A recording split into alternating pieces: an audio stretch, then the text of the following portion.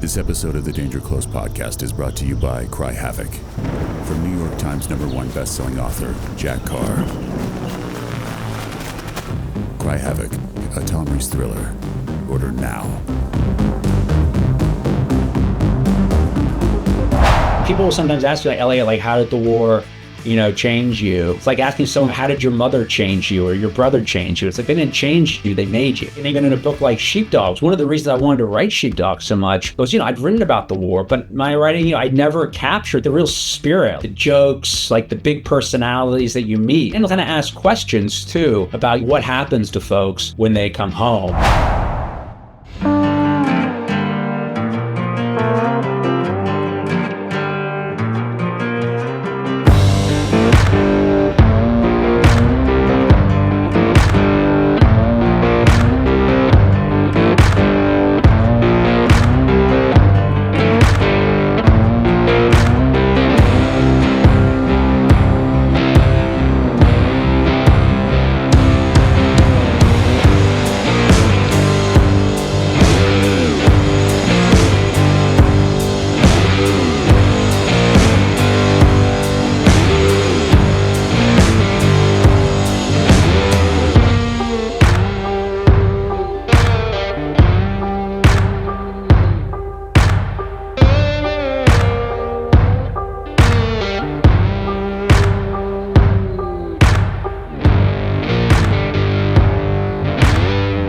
Hey, what's up, man? How are you?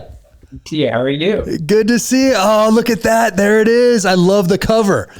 I don't have one yet, though. I have this.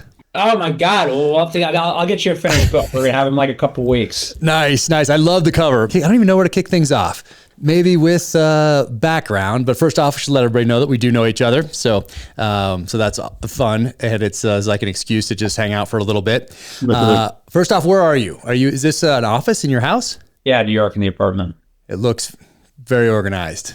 I have a feeling you're very organized. You know who really works in this office a lot more than I do? Right here? This person? That lady right there. Yes, let's give her a shout out. Your lovely wife right here. I have two of hers here, so we could talk about those. She's amazing. Yes. And I have all your books, but because I'm not as organized as you are, I only found these 5. Yeah. How many total are there? I know I have all of them. I think Sheepdog, is going to be it's the 10th or the 11th. I can't remember. Amazing. I have one little book mixed in there. So fantastic. And it's a little bit of a departure from all these, I must say. And it's awesome. And I want to talk to you about this. But I got to start off because it's right behind you right there, the Sheepdogs cover. Did you have a hand in that? Or was that someone that said that let's do some retro? Because it looks retro to me. And I love that. Oh, it's totally retro. Yeah, it was a total team effort. This book is out with Najaf, who I've done all my novels aside from the 2034 series with. And, we wanted something that matched the mood of the book, which was kind of like a retro fun feel, like the types of books and movies that were just everywhere in the 70s, 80s, 90s, that feel cool and alive. And so we wanted something that kind of captured that zhuzh. I was sitting here in the office kind of getting everything set up. I came across this, and I feel like it's a different cover, but it's in the spirit, right? Love it. Yes. Those types of ride or die stories. So I love it. So I wanted a cover that kind of nodded to that. Oh, well, it totally does. As soon as I saw that, it totally made it stand out to me anyway. And I was like, man, I love it. Because I want to do some paperback covers, even though mass market's going away, unfortunately, because that would have been probably the ones to do it with. And do a special collection of covers that look like the covers from the 60s, 70s, and 80s, throwback like that. But you beat me to it with Sheepdogs. It's awesome. Would you consider Sheepdogs I'll get into some background here in a second, but a lot of your work that you did would you consider it, I don't know if you would consider it, but would you consider other people considering it literary, not the 2054 kind, which is clearly falls into the thriller type of a thing category, but literary, and this is more of a departure to commercial fiction for you, or do you not think of it that way? Man, I'm a very kind of anti-genre guy. I understand why we have them, right? Because there's so much culture out there, So, I mean, genre's not just in books, right? It's in anything, right? Like a summer blockbuster versus an indie film or whatever. I'm always trying to, so I'm like always just trying to write something that's good and is the most like fully realized version of what the story can be. Because, you always start with an idea of what the story's going to be, and you're always trying to make it the best version of that. So yes, certainly it is a much louder, full-throated, funnier book than some of my other books, like kind of Dark at the Crossing or Waiting for Eden, that are super meditative and quiet, and like there's no jokes in those books. So I wanted to kind of, go into that space because, I'm a funny guy, and I like to be serious, but I like You to be are a funny. funny guy. You are a funny guy. I feel like that was a very cerebral way to say that, yes, these are literary and this is commercial. Yeah. There you go. You can put it that way. It's definitely more commercial. See, this is why that project that we should do, what we should talk about later, not in this podcast, but when we're both come up for air in a couple months after the launch, after Sheepdogs comes out in August, and everyone should pre-order it right now, or if this comes out the week of, go get it right now, to our other project, because it would be super fun to do that one. Yeah, did you call me a funny guy? Of course, I'm a clown? Like I'm just here for your entertainment? That's what I think when we link up. It is entertaining. Goodfellas? No good. I got the Goodfellas vibe. I know it. Yeah, I know it. Oh man, but that's why I feel it would be good. That project. It would be super fun to do. But we'll get the agents together on it at some point here. All right, path into the Marine Corps. Did you know that you were going to serve growing up, or was that something that happened after 9/11? Was that a moment when you said, "Hey, I'm going to do this"? Because you're in college at the time, I think, and 9/11 happens. You grew up in London, though, is that right? For a good portion of your childhood. So I sort of grew up all over. I'm actually a native Angelino. So I was born in LA, and I lived there till I was like 9. Moved to London for 6 years, and then came back to the States and landed in Washington D.C. But I was honestly, I was like the most, if you met me when I was like 16 or even 17, I was the least likely dude to ever join the Marine Corps. I had like a huge bush of like kind of like a Jufro. I had, I was a big skate rat, like wore baggy pants like that. And that was my whole world.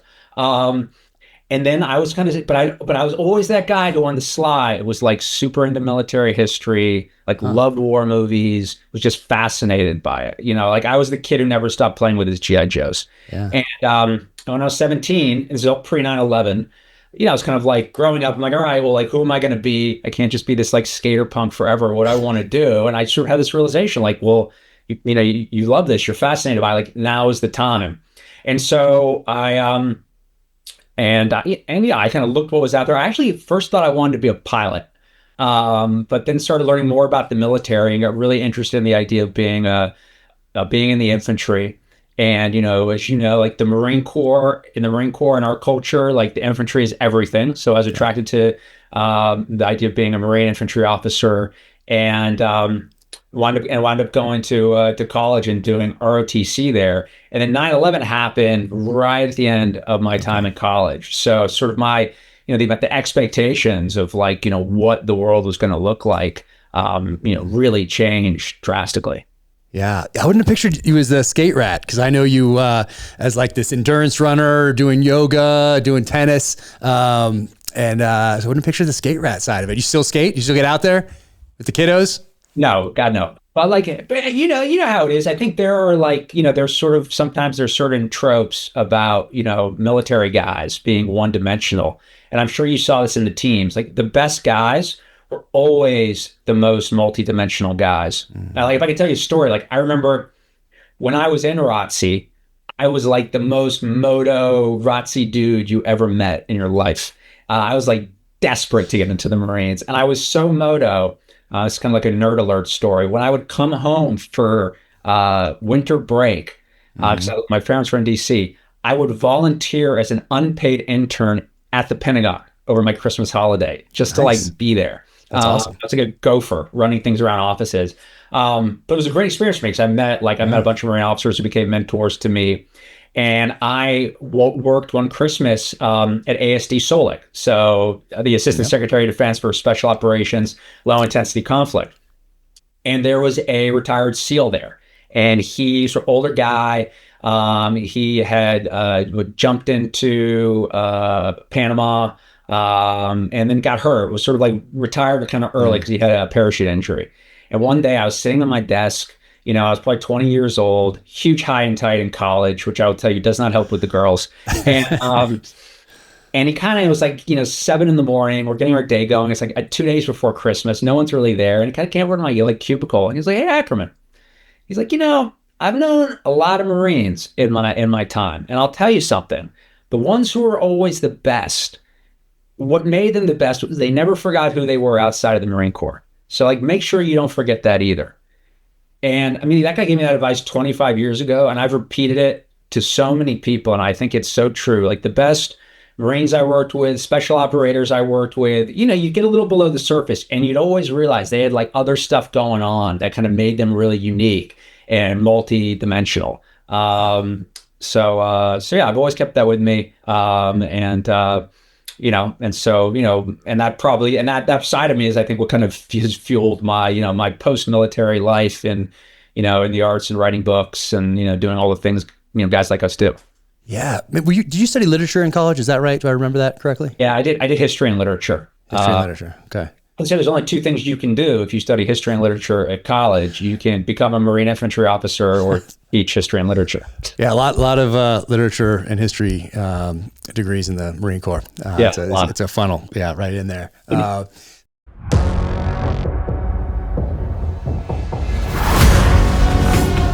The 6 Hour MCX Spear LT. With reduced IR signature coating, folding stock, fully ambidextrous controls, SIG suppressor ready, and interchangeability with all MCX LT barrels and handguards. Pairs perfectly with the Tango 6T optic, selected by US SOCOM in 2017 as the squad variable powered scope. This setup is ready to go. The 6 Hour MCX Spear LT. 6 Hour. Never settle.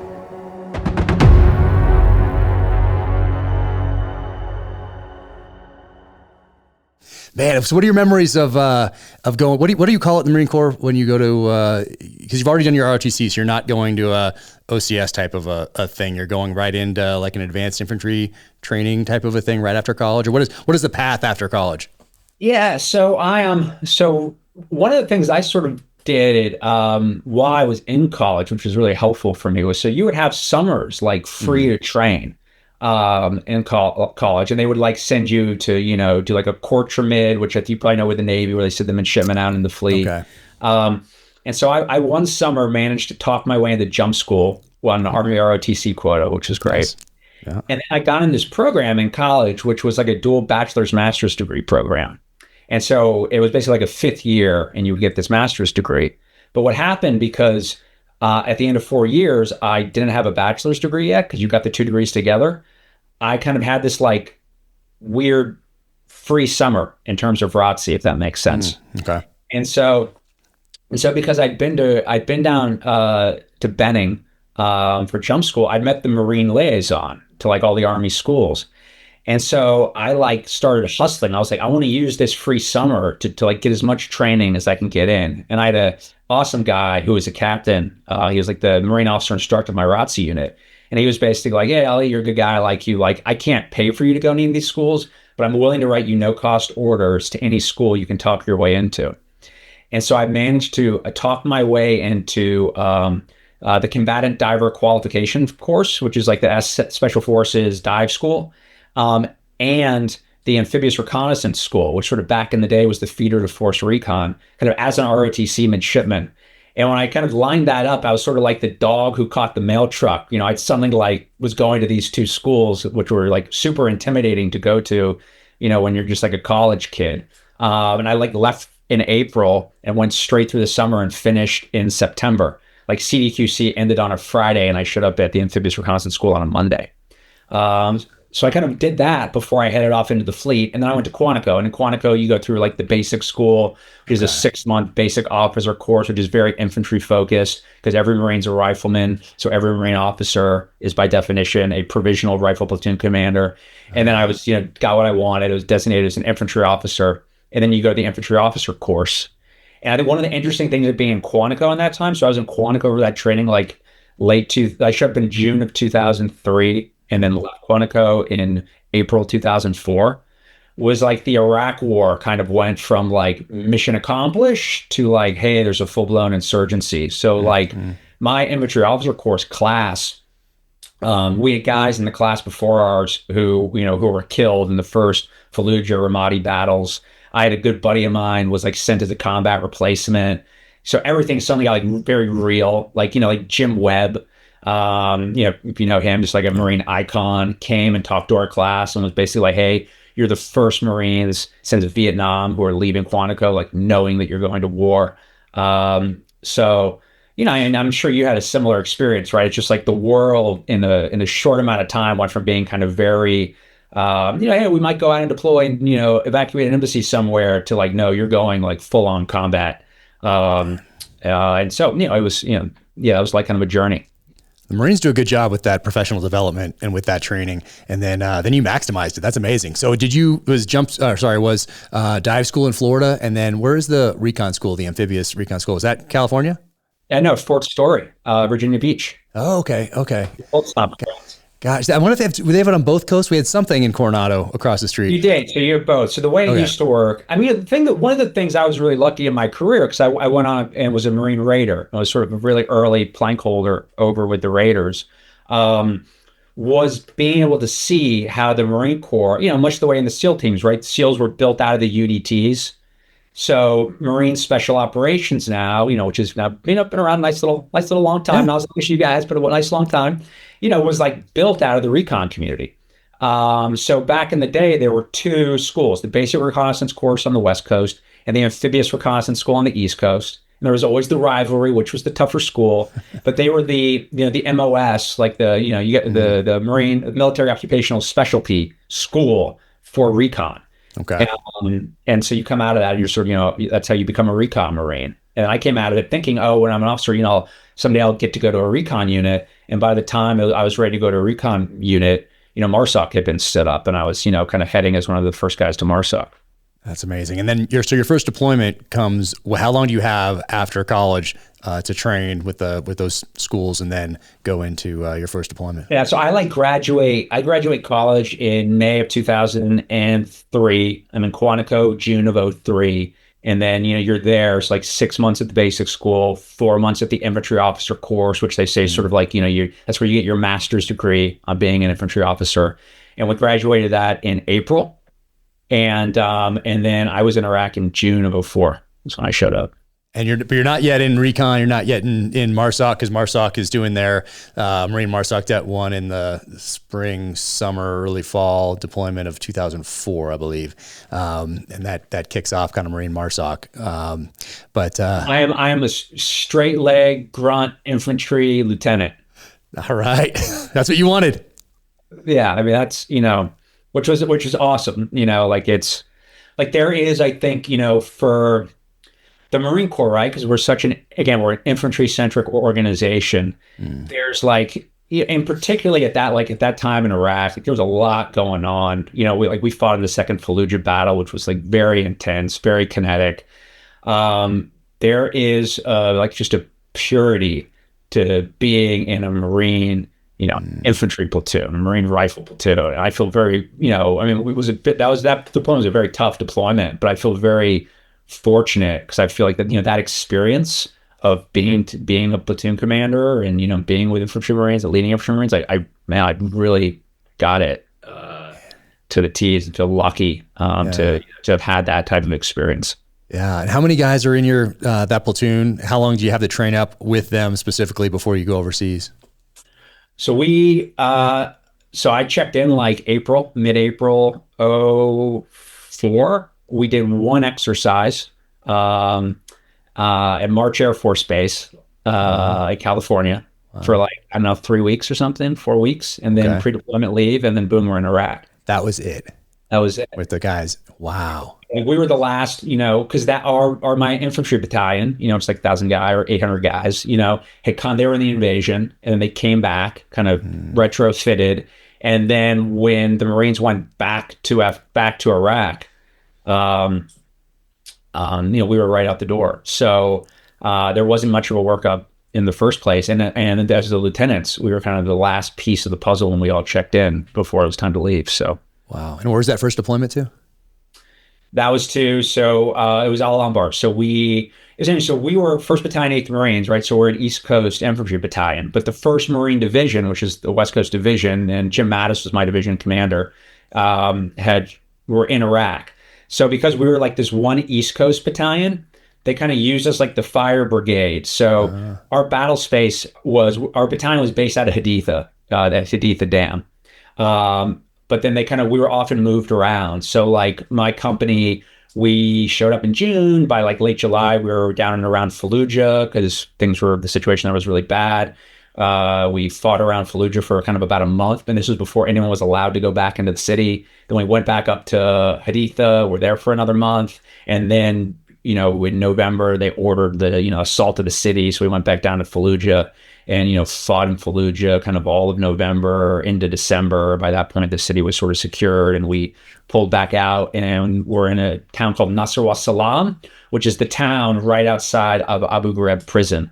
And sort of did counterinsurgency stuff there for like about 2 more months. And by that point, we'd been gone 7 months, and plan was over, and we came home. Dang. And so that's the second Battle of Fallujah then? Yeah, second Battle of Fallujah. Wow. So that's your first deployment, and you're thrown right into that mix. Well, my company commander, I remember at like one point brought me it's just one of the teams of the Marine Corps, like a really good buddy of mine. He was my roommate in Quantico. He's still in, he's a colonel now. We're like, I don't know, we were like 5 or 6 days into that battle. And like the first week was pretty gnarly. And we were like 2 of the lieutenants in my company, and one had been killed by that point. Another one had been medically evacuated. So kind of, we were, the leadership was kind of getting sliced down. So sort of me and my buddy were kind of his 2 remaining platoon commanders. This guy's named Aaron Cunningham. He's since retired. Great guy.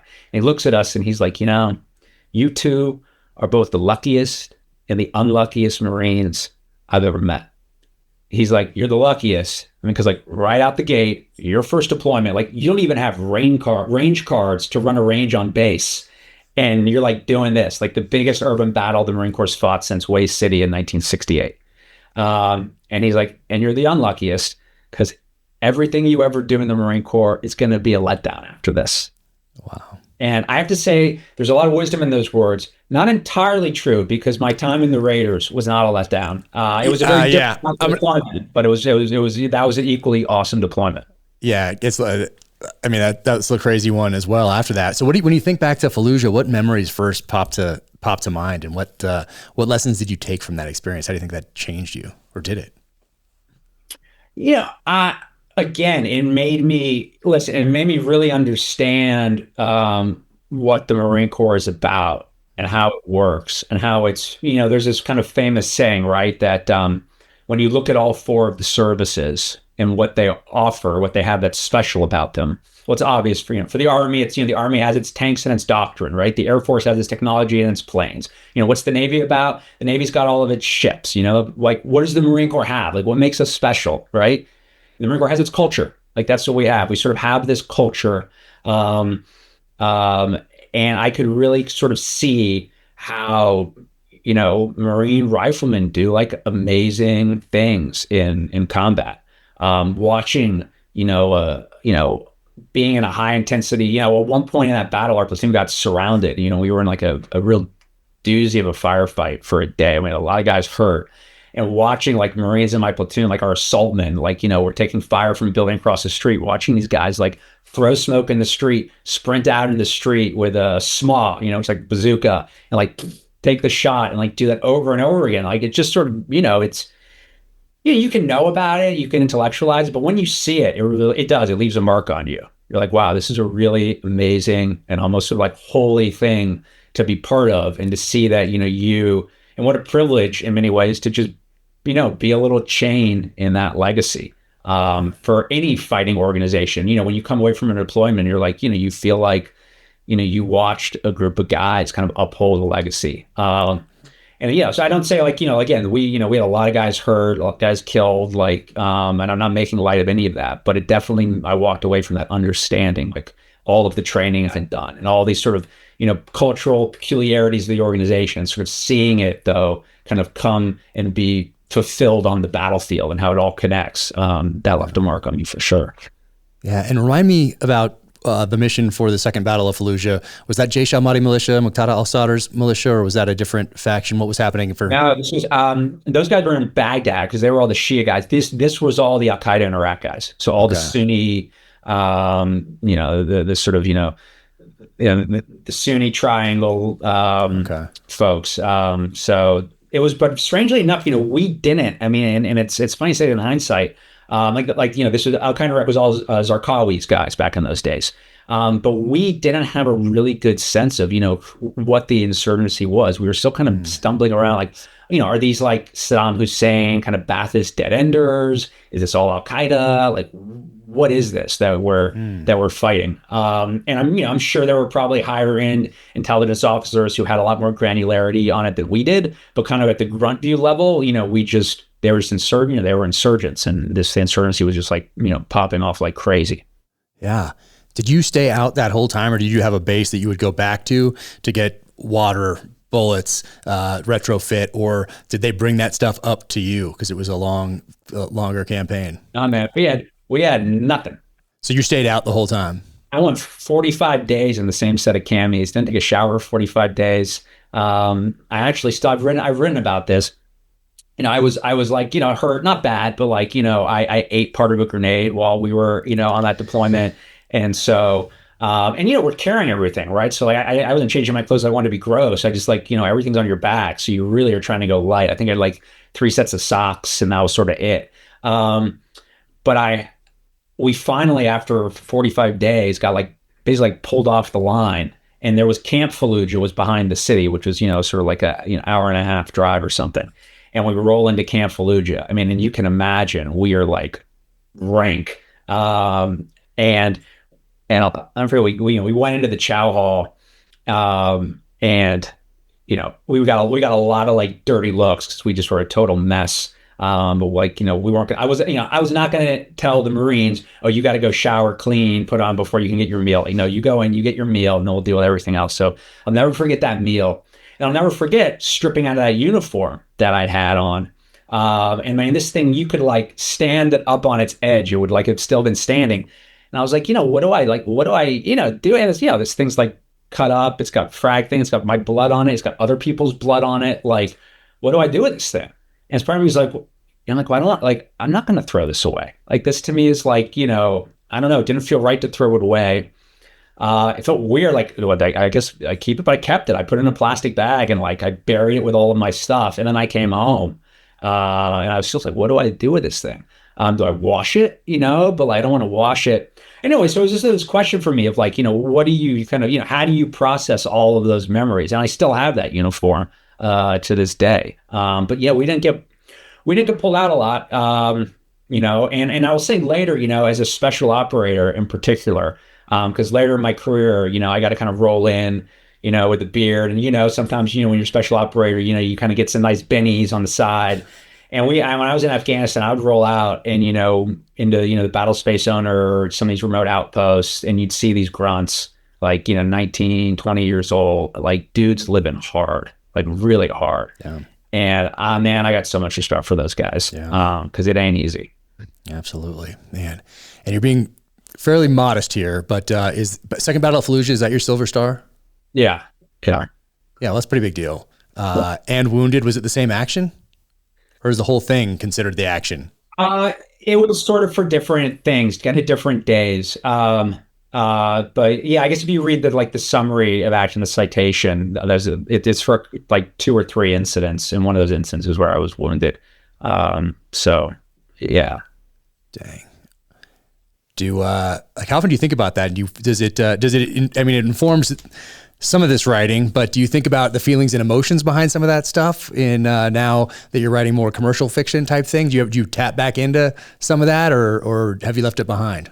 No, for sure. I mean, I think about those events and I think about those guys like every single day. And people will sometimes ask me, like, Elliot, like, how did the war, change you? And I've never known how to answer that question because, like, kind of like you, I'm like, I grew up in the war. I mean, I was 24, and and really, I got on this path when I was 17. And I kind of finally left when I was 31. So it's like asking someone, like, how did your mother change you or your brother change you? It's like they didn't change you; they made you. So for me, like, and even in a book like Sheepdogs, one of the reasons I wanted to write Sheepdogs so much was, I'd written about the war, but my writing, I never captured the, like, like the real spirit, like the kind of like irreverent spirit, the jokes, like the big personalities that you meet. Like I wanted to tell a story that would capture those spirits and kind of ask questions too about, like what happens to folks when they come home. And again, like, I don't know if you picked up on it too, but like, the Sheepdogs is a story kind of follows, broadly speaking, the kind of the arc of like the Robin Hood myth, right? So you meet Squirrel and Cheese, and there are these two, one's a former Marine raider who worked for CIA, the other's an Afghan who wound up working for the CIA, and they come back home and they're kind of down on their luck. Like Squirrel got fired from his job, Cheese, who was a pilot, who was basically like the Afghan maverick. He can't fly anymore since the fall of Kabul. So he's like working at a gas station, and they're both sort of a little bit rudderless. And they get invited by this guy named Sheepdog to basically become like international repo men, to repossess stuff. And I mentioned kind of like the Robin Hood myth, because, they're repo men. So they're, in many ways, they're taken from the bad guys and giving to the good guys. And when you think of Robin Hood, right, like the way Robin Hood starts is Robin of Locksley. He comes back from the Crusades, and when he comes back home, he realizes home is now in disarray, and like, what happened, and he's trying to sort of right those wrongs. And I've seen those themes in your books, obviously too, Jack. Like it's this question not only of being a veteran, but of how do you come home as a veteran, and how you've changed, but how has society changed too, and then how do you slide back in? But I wanted to do that with a cast of characters that captured, to me, what's always been the reality of being in these units, whether it's a Marine Rifle Platoon or a Marine Special Operations team. Is like when you get all of us together, 9 times out of 10, like we're not telling sort of po-faced stories. Like we're laughing, we're telling the old stories, we're joking on each other. And that comes from like a very real place of like affection and love for each other.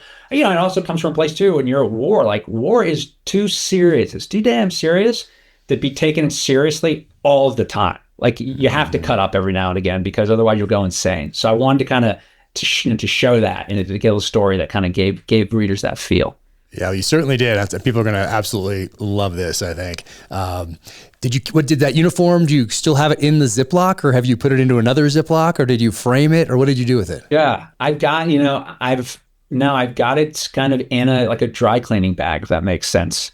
So I've got I didn't keep everything, but I kept my dress blues, kept my service alphas, and I kept that uniform, and each one of them are kind of in a dry cleaning bag. And I think I'll just, for right now, it seems like the right thing is just to leave it kind of hanging there. Perfect, man. And when you look back at that first deployment, then what, whether it was Fallujah or another incident, was there one that stands out as like the closest call, or like, I cannot believe that just happened, or I can't believe we just survived that, or something just so bizarre because of the atmospherics of a gunfight or whatever is happening? Like there's strange things happen out there that no one would ever believe. What stands out to you from that deployment as a like, I can't believe that happened moment? A lot of things. I mean, maybe one of them is, I'm sure you remember it too. I definitely remember my first gunfight. And we'd been around maybe 3 weeks, and our platoon was inserting on like a dismounted foot patrol, kind of right outside of Fallujah. And so we're in a convoy, we're going into the patrol. I'm in the lead vehicle, and our vehicle hits this IED, and it was 4 155 rounds. And this is sort of pre-up armor Humvees too. So I wasn't even in an up armor Humvee. I was like sitting on a mine blanket, and the direct hit on our Humvee, but the way they'd emplaced them was like they dug them in too deep, sort of. So they fountained up. So the blast pattern founted like right over us. Wow. And I'll never forget, just like, it felt like putting your head in like a huge, like a church bell or something, and someone just whacking it with a sledgehammer. And then coming out of the dust of that, all my Marines thought I was dead. Because there's this huge cloud. We kind of made it out of the other end, and then took a while. And aside from the gunner who like caught some frag, everyone was fine. And I remember leaving on that patrol. It was summer. So it was like, no exaggeration, it was like 120 degrees out. I mean, no exaggeration, just insane. What it was like over. Yeah, this was early July. And I had my window. And again, this is sort of like pre-Up Armor Humvee. So everyone's still figuring out the IED threat. Especially then. Yeah, and I'm like cruising out of the base, and my window's down a crack, just get a little air in. And I look at it, I'm like, I should probably shut that, a good example for the guys, and I shut it. And it was ballistic glass. And if I had to shut that, I mean, I might not be dead, but I would have huge scars all over the side of my face, because that whole window was completely just shattered from all the frag that went out. So, I mean, that's sort of a close call, and that was always like, that was my, baptism by fire. And there was it was a small arms ambush after that, but not too effective. And you said that was July 2004? Yeah, July 2004. Man, I don't know if we ever talked about this. I was there in July 2004. No way. Yeah, Wait, why did you launch that IED on me? That was not me. Hopefully we got the guys that did it. But I remember that summer. The next spring, I think that summer must have been the hottest. I don't know. Anyway, like I remember it being 127. Maybe. I feel blessed. In Baghdad. I only ever did one summer in Iraq. Man, it was brutal. Those summers were nuts. So brutal. Yeah, Najaf was August of 2004. So that was the campaign to retake the city. So that was the one that I was in. But I think it was hotter in Baghdad at a certain point. And I remember it being 127 and walking outside, like walking into a wall. It was like walking into a brick wall. It was crazy. I remember when you guys were in Najaf, because we were watching all of that, because we knew sort of the Fallujah thing was the next thing going. And I think I told you this too. My dive buddy at CDQC was killed in Najaf. He was a fifth group guy. Yeah. Those were hard days. I think in the cemetery. Yeah, a lot was going on those couple years. Oh, crazy, man. So you turn around on that one, you get back, and do you have a certain time? Like how much time have you are you in for the Marine Corps? Are you up for another deployment or another few years, or do you have to re-up, or what does that look like? Yeah, well, I've got a buddy who sort of likes to tease me, and he's like, Elliot, you were kind of like the Forrest Gump of the early 2000s, because like I just sort of wound up in a lot of things. So we come back, and our next deployment, we were going to go out on a Marine Expeditionary Unit, the 2-4 MEU. And but as I mentioned, when we deployed, we were like the one East Coast unit with this West Coast division. So when we come back, the entire 2nd Marine Division is now deployed to Iraq. So we're like the only infantry battalion in Camp Lejeune. And then that summer of 2005, Hurricane Katrina hits. Yeah.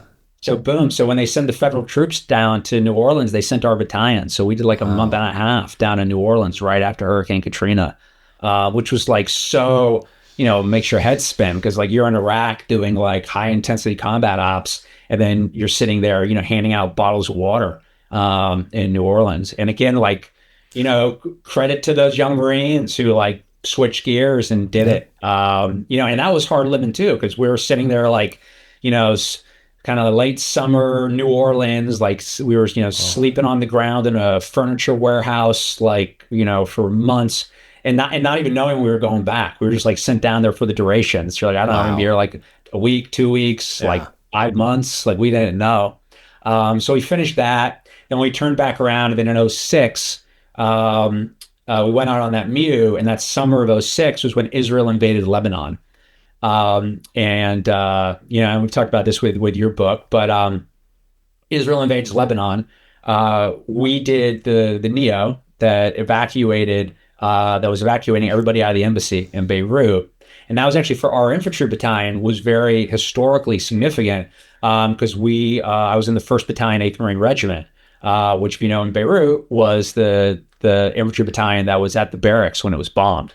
So that's our lineage, where we were the Beirut Battalion. And it was the first time Marines had been back in Lebanon and Beirut since 1983. And it, just by coincidence, not only was it the same battalion, it was the same now Marine Expeditionary Unit, which back then was a Marine Amphibious Unit. So did that, and then I came back from that deployment. And at that point, I'd like been in the grunts for 1-8 for almost going on 3 years, 2 deployments. And at that point, you're kind of your time's up. It was time to go to my next unit, and that was 2nd Raider Battalion.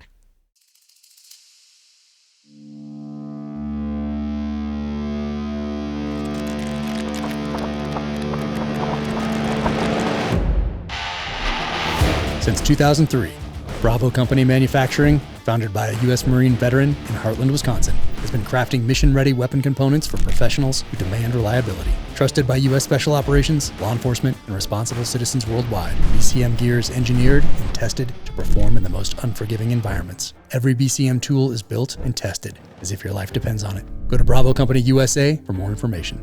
Bravo Company, American-made, duty-built. So how did they get you for that one then? Did you have to go through some sort of selection, or were they picking guys, like picking and choosing and then going to selection, or did you stand up? Or? No, I'm glad you asked.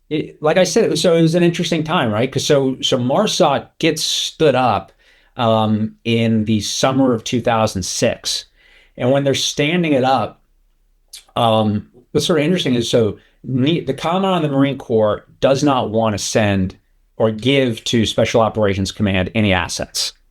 And guess what? Special Operations Command doesn't want any Marines. So it's one of these but Special Operations Command, SOCOM needed more operators. So, and this goes all the way back to like 1986 and Goldwater Nichols and the standing up of US SOCOM. Because at the time, as you know, the Marine Corps sort of being the smallest service, we're very jealous of our assets. We don't look to give anything up. So when SOCOM was stood up, there was no Marine component because the Commandant of the Marine Corps at the time, a guy named General Van Riper, was like, I'm not giving any Marines away. Sorry, these are my guys. But Don Rumsfeld, who was the Secretary of Defense, basically went to General Hagee, who was the Commandant, and General Bat Brown, who was Commander SOCOM, and was like, no, like this, you guys need to do this. This is happening. So MARSOC, so Don Rumsfeld is sort of the father of MARSOC, says this is happening in 06. And what is, who are the guys who were going to kind of hive off to do this? And you mentioned like that the Det 1 Marines were kind of proof of concept. And by the time I'm showing up there, like the concept's been proved and they're standing up the units. And all of the original guys are all Force Recon guys. And then so I was sort of originally slated to go to 2nd Force Reconnaissance Company. The 2nd Force Reconnaissance Company is now becoming 2nd Marine Special Operations Battalion, which becomes 2nd Raider Battalion. And it was back then just very much, if you'd been through the amphibious reconnaissance school, you've been through jump and dive, you're a Force Recon Marine and you were going to go become the first Raiders. And they were standing up sort of selection at the same time. But all the original guys, again, like UDTs were just kind of grandfathered in. Nice. I remember that first deployment to Afghanistan, like sitting there, and we changed our task organization a few times.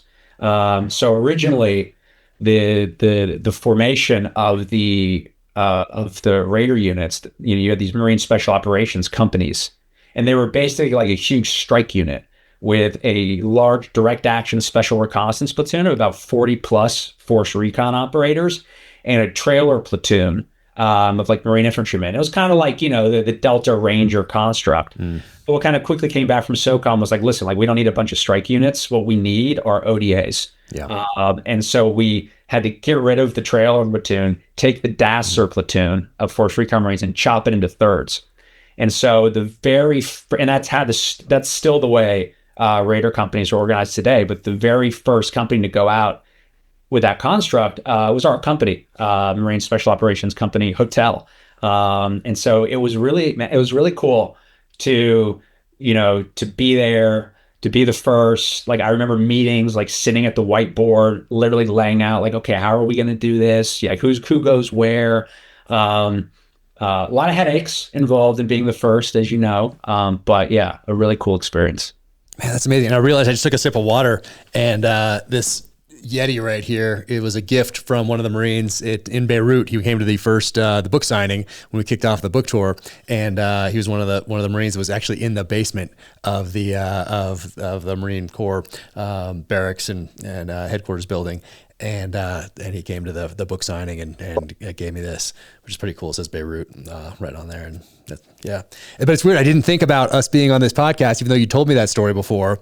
So I just grabbed this randomly. But it's weird that it might have been in the back of my head, a subconscious grab, because I rarely grab this one. Usually it's I grab something else, and for some reason I grabbed this one today. That's very odd.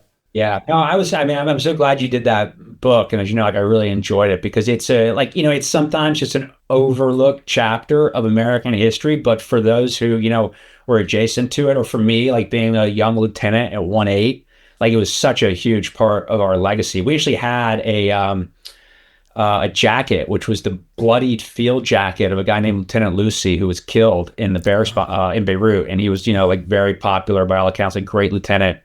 And within Marine Infantry units, you have something called the LPA, which is this sort of Lieutenant Protective Association. So it's basically this idea that like the only person who will look out for a young lieutenant are other lieutenants. And so, it's like, a lot of camaraderie amongst lieutenants. And so there'd always be, you would vote amongst our LPA and 1A. I think it still goes on to this day, of who would be the keeper of the Lucy jacket. And that was like, amongst us, there were only 20 of us, we'd be like, who's the guy who just sort of gets, the camaraderie of like the junior officer corps the most. And that was still like Lieutenant Lucy's bloodied field jacket was like in that battalion is held on to. It's like a very precious relic. Wow, that's amazing. Well, next time you come out, I have a piece of the rubble. I got that as a gift as well, and that's in. My wife made me a desk upstairs. It's like a glass top and has a little space for things underneath. So I have that's in there, and the Time and Newsweek magazine covers from the cover story of that week are in there as well. So next time you come out, to show you that up there, we'll have a drink and go and check all that stuff out. That's awesome. And so Afghanistan, then. Are you more clear on your mission there than you were in Iraq, or did you feel you were fairly clear on what your guys' mission was there, even if that the time in Fallujah might have been like, who are the bad guys? We're still figuring this out. What was the mission when you get to Afghanistan? And did they call it Raiders right away, or did that come a little bit later? Was it Raiders? No, it came later. So we go out. In Iraq, it was very clear what we were doing. So we're doing like Marines always do, right? It's like, here's a city defended by bad guys. Like, go kill bad guys, take city. Like, Marine know how to do that, Mm-hmm. In Afghanistan, it was, first of all, the leadership in a special operations team is very different than leadership in a Marine infantry unit. The guys you're working with are much more experienced, much older, like in my rifle platoon, not that I'm God's gift, but like I could probably outrun and outshoot, if not everybody, almost everybody, because, I'd gone through so much training, right? So I really, the young guys, like I knew their jobs. You go to a Marine Raider unit, like my team sergeant was at that point, he was a 13-year Marine Force Recon veteran and master breacher, sniper, his name was, Willie Parent, everybody called him Bare Knuckles. He's from South. Like, I'm not teaching Willie Parent anything about marksmanship or breaching or so, in these teams, those teams, the construct's very different. And, and we had, I think, our mission was, that was a point in the war in Afghanistan where they were standing up the Afghan commando battalions, which kind of like the Afghan Rangers, like these strike units. And, our team and later on in Special Forces ODA were the two advisory teams to this one Afghan commando battalion. Okay. And we met them outside of Kabul just as they were standing up. Our mission was to fly them across the country to Western Afghanistan, get them going, and start running missions with them. And we were responsible for capture kill operations on senior Taliban leadership in all of RC West, right, Regional Command West in Afghanistan. Man. And that was just like an awesome mission because it's so dynamic, it's so entrepreneurial. You're figuring things out as you go along. I had just a great team, super great, interesting, like colorful Marines. The ODA we were with were awesome guys. I'm still in touch with a lot of those guys today. Our teams really clicked well. Nice. And it was cool. What stands out to you from that deployment, either close call wise or mission wise or lesson wise? I'll tell you what stands out. It's not like a firefighter, even a specific mission. It's it's kind of what special operators do, right? You're given a mission, you're given resources, and you're given the latitude to kind of make good decisions and the best decisions you can. So, I remember when well, first of all, and this is like a little bit Marine Corps, like as a new Marine unit, we first were under 5th Special Forces Group, which were not on relaxed grooming standards. 7th Special Forces Group comes in and they're like, yeah, everyone grow your beard. That's what we do in 7th Group. So the Marines, we all start growing our beards. And like Camp Lejeune, kind of US, like, regular Marine Corps was like losing its mind every time. So I actually spent more time talking about an email and being in email exchanges about our beards than any other operational issue over 7 months. I mean, it would have driven you insane. So when I say it was fun, it was like awesome to be in that type of a unit. It was also like frustration because the big Marine Corps kind of didn't know what to make of us yet. But I remember at a certain point in that deployment too, we were sort of like, I remember I came back from Kabul one day and my team sergeant, Willie, had kind of taken to sort of wearing around base like a shalwar kameez that our local tailor had made him. I was like, oh, that's pretty cool, Willie. Like, where'd you get this? He's like, oh, the tailor made it for me. Oh, I'll make you one too. I'm like, yeah, cool, give me one. So like I start wearing the shalwar kameez and like my camis, and that was what we're all wearing. The commandos thought it was fun. And then one day I come in and like Willie's got like this little and he's got like this little embroidery around his collar of his shalwar kameez. So I'm like, that's cool, Willie. Like, what's that? He's like, oh, it's called a Doozle Day. Like, I'll get you on with a Doozle Day. Anyways, in our team, over a period of months, if you look at photographs of us, it was like a kind of like an arms race of who could have like the most outrageous shalwar kameez. So by the end of it, got like the Doozle Day on the sleeve and the collar, and like we look like Sergeant Pepper's Lonely Hearts Club Band. I'm sure the Marine Corps loved that. They never saw those photos of all of us. What was going on? But anyways, I'm going to land on kind of the memory for me that was sort of the most, what I really took away from that deployment. And then also I had one of the staff sergeants on my team, a great guy, he was an Arabic speaker, and he basically taught himself how to speak Dari. So within by the time we got there for like 3 weeks, he's like no interpreter. He's doing everything on his own. And he was our team's pay agent. And so he comes to me about 3 weeks into deployment. He's like, hey, hey, Skipper, you want the good news or the bad news? I'm like, well, hit me with the bad news. Like, well, the bad news is I've been talking to all of our local contractors, everyone around the base. And like, it turns out all the teams that have been here the last however many years have all been getting totally ripped off. We should be paying about like a quarter of what we're paying on food, security, like you name it. I'm like, well, what's the good news? He's like, well, the good news is like, I've renegotiated all of those contracts. So we won't be paying nearly as much money. I'm like, wow, thanks. That's awesome. And he's like, but I got to know, like, what do you want to do in terms of Bagram? Like, do you want me to go tell this to Bagram? And in that case, like everyone else is going to have to renegotiate all their contracts, or I can just not tell them and we can keep drawing what we've been drawing and like use it on whatever we want around the base, use it on new towers, on new helicopter landing zones. So I'm kind of like, all right, fine. Like, yes, no funny stuff, no like cool shoes or anything, but like, yes, if we can like have an op fund that we don't need to deal with any red tape on, absolutely, let's do it. And another guy on my team, a guy named Aaron Torian, who was killed in 2014, unfortunately, he was like managing our local labor force.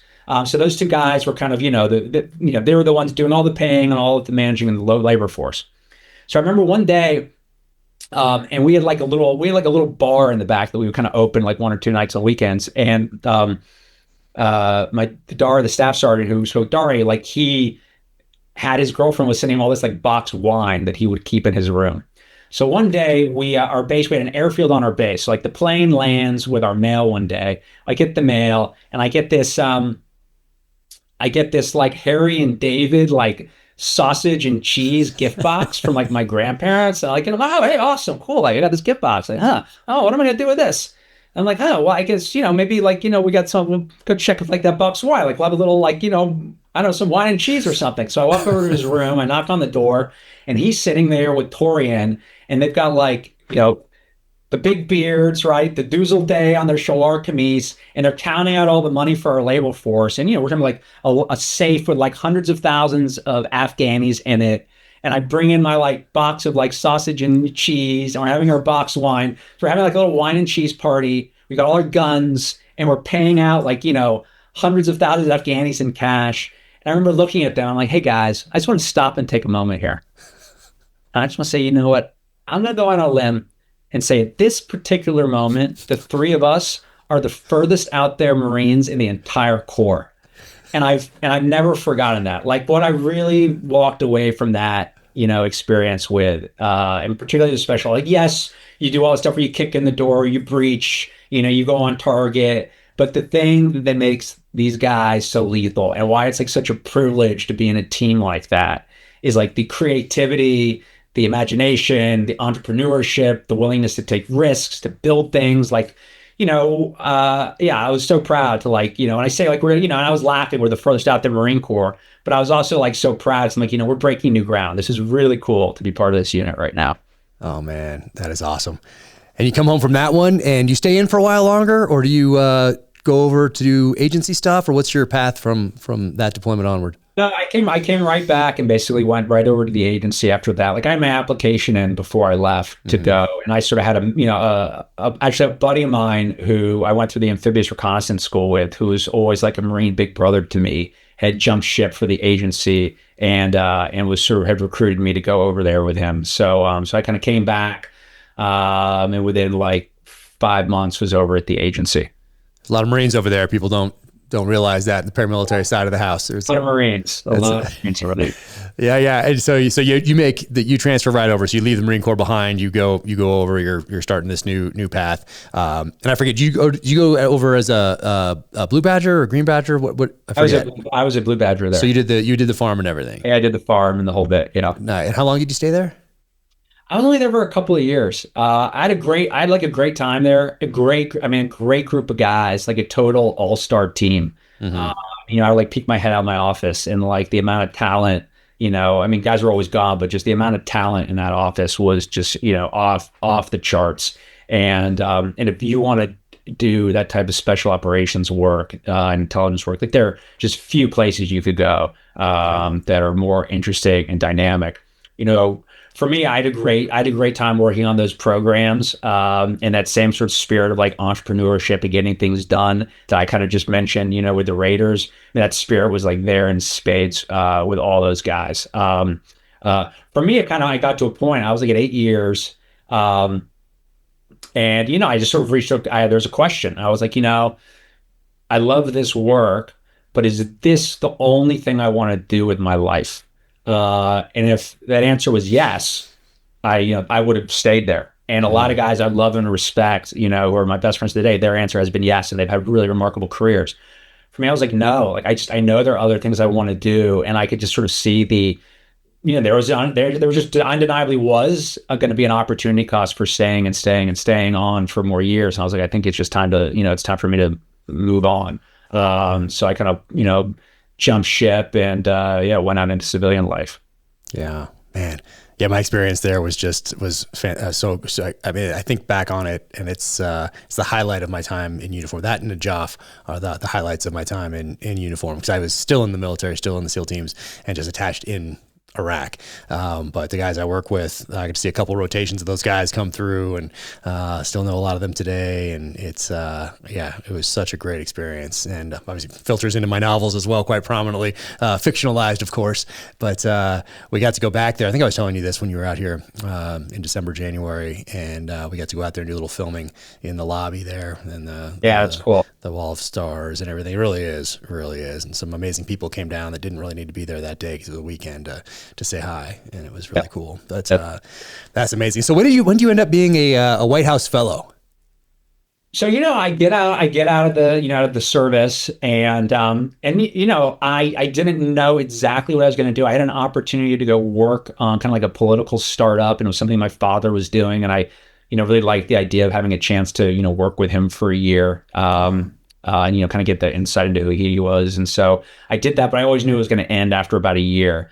And over that year, I sort of quietly started writing a first book, but didn't have anything to show for it. Wasn't published, and so I just applied for a bunch of fellowships, kind of all over the place to just secure my next gig. And one of them was a White House fellowship, and then got it.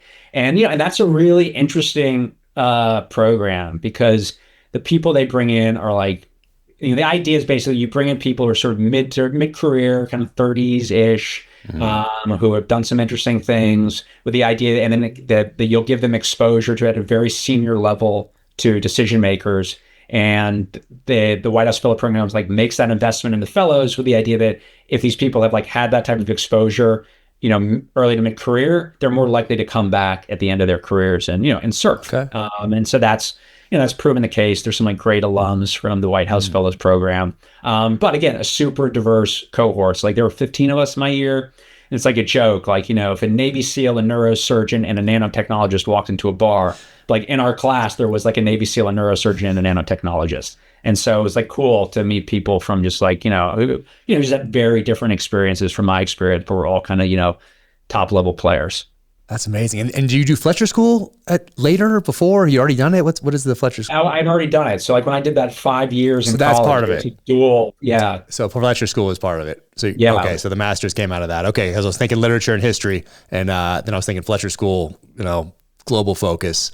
But so undergrad history and literature, and then the Fletcher School for International Affairs was sort of like a dual. That's the tack on. Okay, got it. Okay, yeah, that's amazing. So so things are looking. That's a pretty solid. I hate using the word resume, but that's a pretty solid foundation that you have built up to this point. Then how do you get that first book published? How does that work? So I go and I'm quietly writing. I wouldn't say at this point I had any like pretensions of being a writer, but I knew I wanted to write a book. Yeah. I didn't want to write a memoir. I wanted to write the type of books that had really meant a lot to me when I was going to the service. Books like, Jim Webb's Fields of Fire or Tim O'Brien's The Things They Carried, all sort of fiction, and so I started working on like a really kind of close to the bone autobiographical novel, quietly. And also when you're writing and you don't have anything to show for it, right? Saying like, I want to be a writer seems kind of silly, right? It's like saying like, I want to dance. Like, I don't think so. Well, no, when you have nothing to show for it, I'm not like walking around telling you, hey, I'm working on my first novel that nobody's bought. You know what I mean? Like, right? Like, it's not silly once you've done something. When you don't have anything to show for it. Like, I was like, you got to play those cards. Keep those cards close. Yeah, I get it. Okay. I was keeping them close. Yeah. And in the year that I'd worked in politics, I had met a guy who was very senior, retired in publishing, and he was very kind to me, and agreed to read the first manuscript of my book. He was actually very kind to me, but he was a very sort of cantankerous old guy who was famous for sort of being that way. Like, think kind of like a Telly Savalas type guy. He's sadly no longer with us, but he was just great. But he basically called me up after he read my book and said, Elliot, I read your novel, and I got to tell you, I don't think it's a piece of crap, so I'm going to help you. So, that's fantastic. He helped me. He handed it to a colleague of his who handed it to an agent, and I immediately got an agent. That agent is still my agent to this day. He's my brother, and he's like, this is going to be great. We're going to take out the 26 publishers. It's going to be huge. I can't wait. I'm like, everybody told me writing a book was hard. This writing a book thing is easy. And we go out to 26 publishers, and guess what? 26 rejections. Wow. So my close to the bone autobiographical novel, like nobody wants it. And I'm like, wow. And unfortunately, in this period, I've come to the devastating conclusion that I actually want to be a writer. So I'm like, God, I want to do this. And I've just totally spectacularly failed. Somewhere along the line, I had been given the advice, when you finish a book, if you want to be a writer, like start your next book. Just start it. And you got to start it. And it will free you up. It will allow you to let go of the one you just worked on. And, it will do what it's going to do in publishing, but start your next one. So I've been given that advice. All these rejections came in. And by the time the dust had settled, my agent basically said to me, like, hey, Elliot, you got some feedback with this first book. Maybe you can redraft it and we can send it back out. And he told me you're working on this second book. So maybe finish that and let's talk. So I finished the first one, rejiggered everything. My agent read it, said, I don't know. I don't really think I could sell this one. Like, it's not enough changes here. And I handed him the second one. And he's like, this is great. Like, let's get ready to go out with that. And so that one, I think you held it up as green on blue. Yeah. I sold that. And then I was on my way. Man, that's awesome. And I always like to tell that story because I feel like writers, people that are particular writers don't talk enough about getting their teeth kicked in. And so for people who want to write or aspire to write, sometimes there's this sense that like, it's all just like, lollipops and gumdrops and easy days, and it ain't. Everyone's getting their teeth kicked in, but you just you keep at it, and the successes come. So for me, it was not a totally straight line, but I learned a lot. off of that first book. And it always too, man, I don't know about with you, but when I start a new project, having that experience was great because it has given me this capacity to just start things. Like, what's the worst thing that can happen if this project doesn't work? Yeah. I've been through the worst thing that can happen. Like, I'll be fine. And it's actually freed me up to take some creative risks along the way. Oh man, that's fantastic. I love hearing that. Love hearing that. And then speaking of along the way, you've written a couple other books out there with the Admiral right here. Yeah. And so you have those out there, all the books. I mean, nominated for a ton of awards, won a bunch of awards. They're all fantastic. I have them all. I highly recommend everybody add these to their libraries, and then also pick this up, pre-order it if this podcast is out before the book is. But if the book is already out, then it just came out. Grab it immediately. Sheepdogs. Can you talk about anything else that's there it is? Look at that cover. I love that cover. It's awesome. Can you talk about any of the other projects, either around Sheepdogs or any of the other things that you have going on in Hollywood or publishing? Yeah, sure. Sheepdogs is set up at Apple TV, so that's exciting. And I'm working with Playtone partners, Gary Getzman and Tom Hanks. So we're getting it developed for a series. So Amazing. Hoping to see Squirrel and Cheese on the screen soon for television. So working on that, and then also working on 2034, trying to bring that to the screen with Sony. Nice. So that's been a lot of fun. Oh, it's fantastic. Amazing. And then am I going to see you this summer, or you're going to be kicking off to that place that we meet up? Is this going to be during your book tour, I believe? If it's the early August, end of July, early August, you're going to be out there? We got to exchange. All right, we'll text. Calendars. I think you're out. When do you leave? I think I'm there. We're extending a little bit because I can stay in New York for the premiere of Dark Wolf, which is going to be in New York. Well, hey, now. Yeah. Well, let me know about that, because we're going to be awesome. at the end of July. We'll be in New York. Okay. So, we'll text. We'll figure it out. And I got to say also that I forget if I told you this last time when you came out here in December, January, but last time when we were out there, like, I was probably in the worst shape of my life. Like, you saw me at the worst. You told me, and can I say this? And we played a little tennis. Yeah, we did. Yeah, we played a little tennis.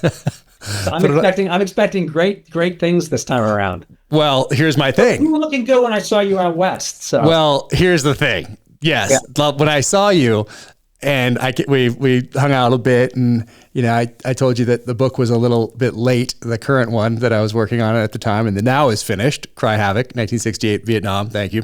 But I realized, so we have some drinks, we have some food, whatever, and I'm like, wow, I'm in some great shape right now. But guess what I don't have?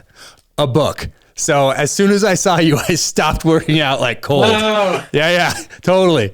Stop cold. Nothing more. To this day, I've not done anything physical. And so I need to get back so that when we link up, it's not as bad as it was last summer when we play tennis or go for a run or something. No, you can work out and write at the same time. Like, I haven't figured that out yet. I mean, I know I can work out and do scripts and do some of those ones that are more like the kind of the faster hits, but the deeper, like, all in book, I haven't figured out how to segment my day, get up, spend an hour working out, whatever, and then go in. It's just right up and right into it, especially when I'm that late, like I was this time. It just took longer to write a story based in 1968 because it became more historical fiction and trying to capture what it felt like to be alive in 1968 for the different ages of the characters and their backgrounds, making sure that I didn't have the benefit of 50 plus years of hindsight applied to their thinking. So that just took way longer than a contemporary thriller. So I didn't allocate my time. And 68 is such a big year. It's like, I mean, you're talking about 04, 05, like Fallujah and Najaf. I usually look back and I feel like that 04, 05 window is like the closest we have to like 1968 in recent. I mean, bloodiest year in Vietnam. I'm not sure what our bloodiest year in Iraq, Afghanistan was. You might know off the top of your head. I think it's probably 04, 05. I mean, So yeah, 1968, the bloodiest year. We have Pueblo. We have Martin Luther King assassinated. We have LBJ saying he's not running for re-election. We have Bobby Kennedy assassinated. We have the Democratic National Convention. We have other riots and protests across the world, or across the country, and then across the world. Of course, we have protests in France with de Gaulle essentially on his last legs. We have Prague Spring and the Soviet invasion of Czechoslovakia. I mean, the world essentially on fire in 1968. So to try to capture all that just took a lot longer than I anticipated at the outset. So now after this podcast, I've got to get back on, do something. Well, I'll give you a great book if you never read it. And actually, I don't know if you know Ryan Holiday.